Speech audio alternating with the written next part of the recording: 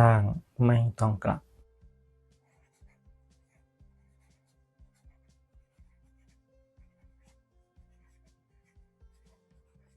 งวดวันที่1 มิถุนายน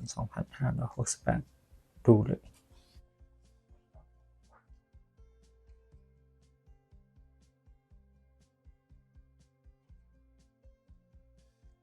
สวัสดีครับมาดังวันนี้เด็ดมันครับ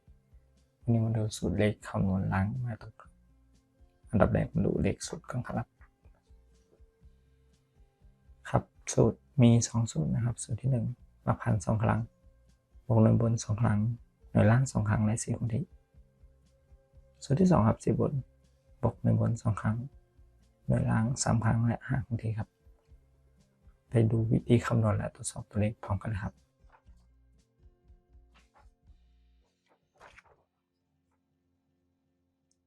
เริ่มจากนะครับนำวันที่1จากงวดวันที่1 เมษายน 2568ครับมาเขียนคำนวณกับสูตรทั้ง2สูตร6 6 9 6 8 7และล่าง36ครับนับพันใน9 2ครั้งหน่วยบน7 2ครั้งหน่วยล่าง6 2ครั้งและ4คงที่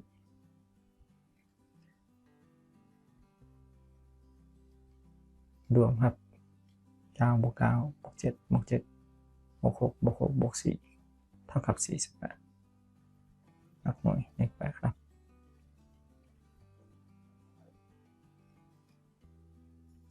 สูตรที่2ครับ10บนเลข8หน่วยบน7 2ครั้งหน่วยล่าง6 3ครั้งและ5คงที่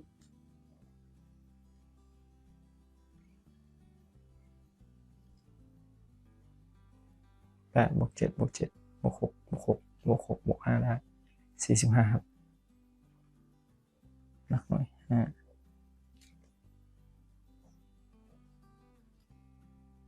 5 85นะครับล่างออก85ในงวดต่อมาครับงวดวันที่16 เมษายนต่อไปครับนำรางวัลที่1มาคำนวณต่อตรวจสอบในงวดที่2 266 227ล่าง85ครับวันที่16 เมษายนมาคำนวณกับสูตรหลักพัน6 2ครั้งหน่วยบน7 2ครั้งครับหน่วยล่าง5 2ครั้งและบวก4คงที่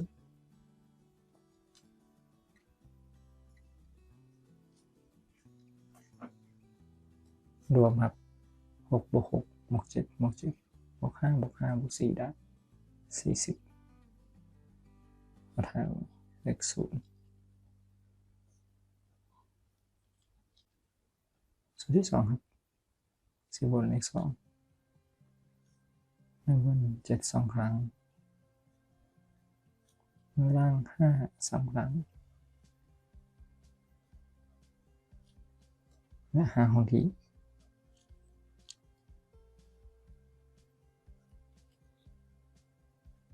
ครับ2 บวก 7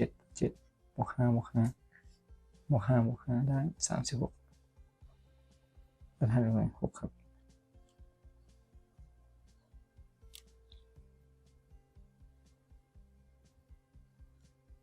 ออก06นะครับล้างวันที่2 พฤษภาคมตรงครับวันที่2ต่อไปครับนำสูตรคำนวณกับวันที่3วันที่1 2 1 3 3 8 8ล้าน06ครับมาเขียนคำนวณต่อหลักพัน3 2ครั้งหน่วยบน8 2ครั้ง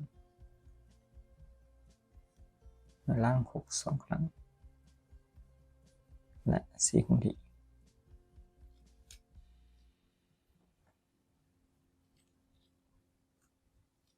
รวมครับ3 บวก 3 บวก 8 บวก 8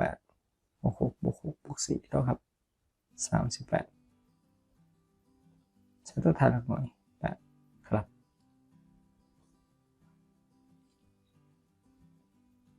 สูตรที่2 10บนเลข8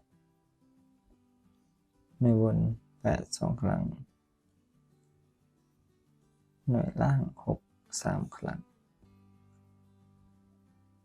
และ5 คงที่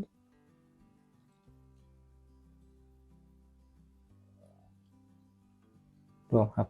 8 8 บวก 8 บวก 6 บวก 6 บวก 6 บวก 5 เท่ากับ47ตัวแทนถูกไหม7ครับ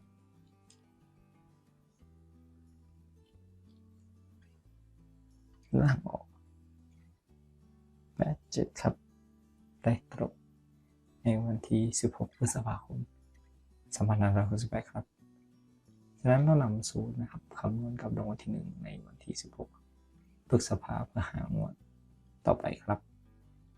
รางวัลที่1 2 5 1 3 0 9ล่าง8 7หลักพัน1 2 ครั้งมาบน9 2 ครั้งหน้าล่าง7 2 ครั้งครับและ4 ครั้งที่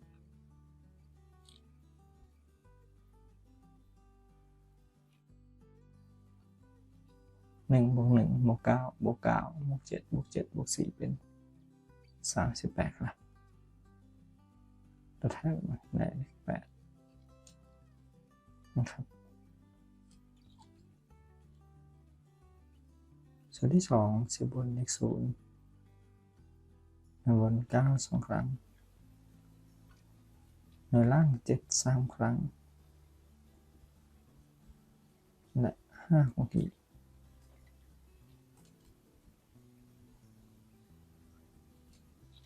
รวมครับ9 บวก 9 บวก 7 บวก 7 บวก 7 บวก 5 ได้44ตัวแทน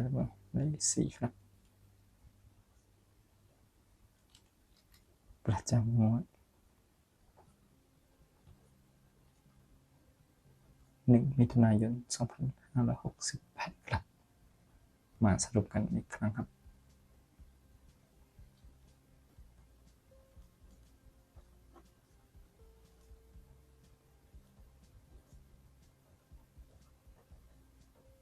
ล่างไม่ต้องกลับคำนวณได้8 4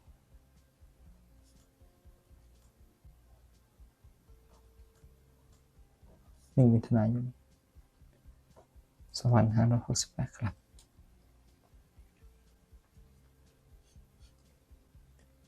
ก็ขอขอบคุณครับทุกท่านที่ติดตามรับชมรับฟังครับและก็อย่าลืมกดไลค์กดแชร์กดติดตามเป็นกำลังใจด้วยครับสำหรับวันนี้ขอทุกท่านโชคดีสวัสดีครับ